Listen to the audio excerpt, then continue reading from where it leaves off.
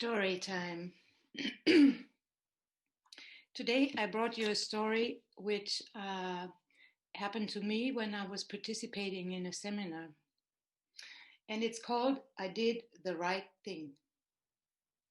I am at a workshop on restorative circles. They are related to NVC. The main idea is all the people that are involved in a conflict come together. We sit in a circle, meet each other as equals, as equal human beings, and make space to hear everyone's truth. Everyone gets to share whatever needs to be said, unfiltered, including accusations. Then the speaker chooses who he wants to repeat what he just said.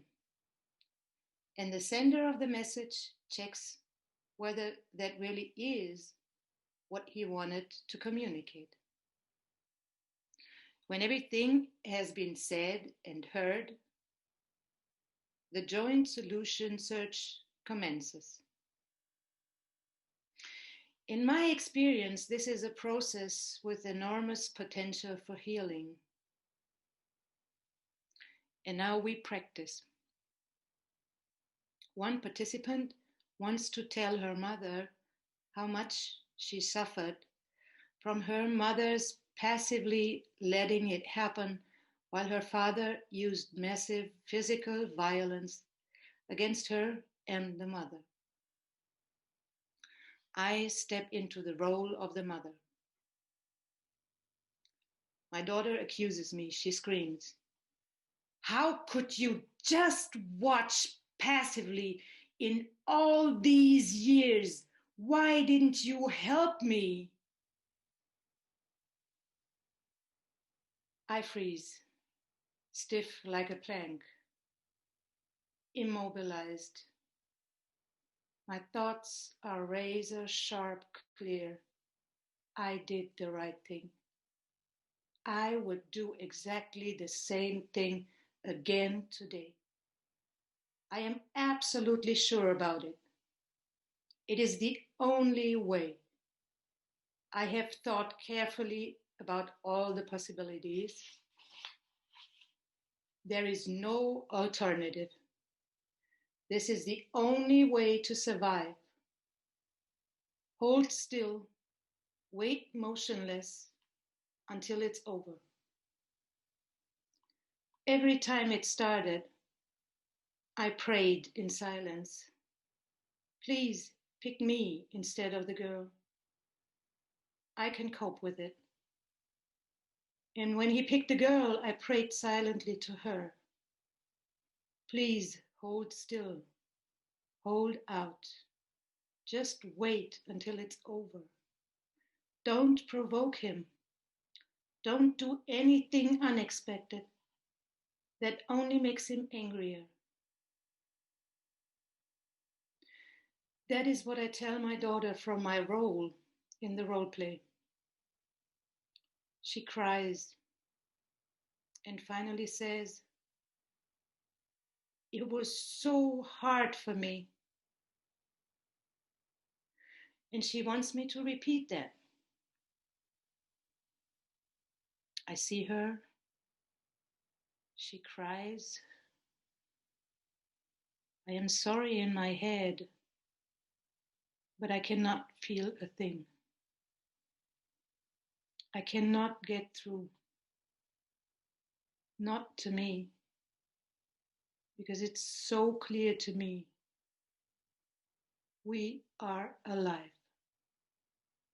Both of us are. We both survived. And that is what counts. I made that possible. This is why I am so convinced that I did the right thing. That is all I can say. There is nothing more to it. She wants me to repeat her words. I can do that. It was hard for you. It is easy to repeat that because it was the same for me. But I learned to live with it, holding still and waiting it out. It is just physical pain, and the wounds will heal anyhow, just as the sun comes out after the rain and the day returns after the night.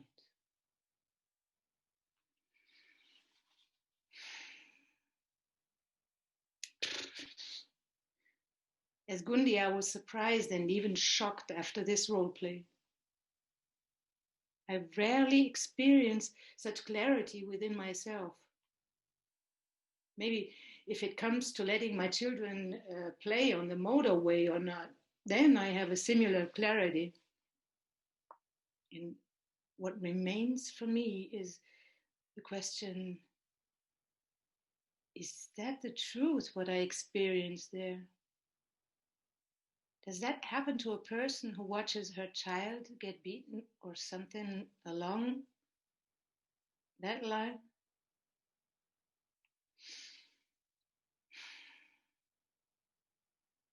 Anyhow, the daughter said that the role play was helpful to her. She got a rare insight into her mother's world, and that provided a little healing.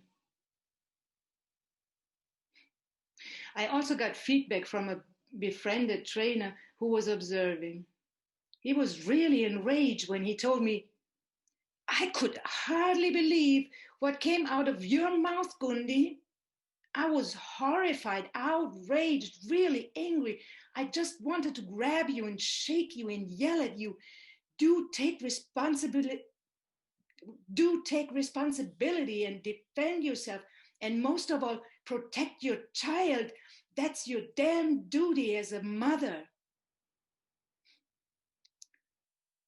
And yes, I probably would have had the same reaction if I was in his shoes.